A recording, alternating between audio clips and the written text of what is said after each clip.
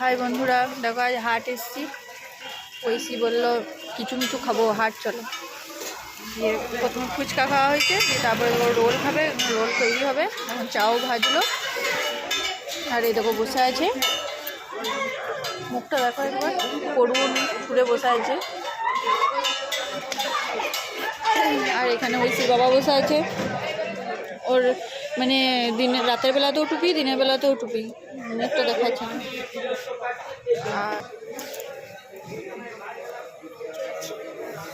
চলছে এখানে, ঐশী বলে দিল চলছে।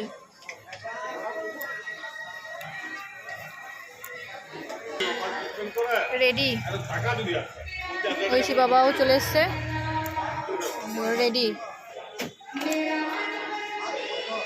কেমন হয়েছে? Tata bye.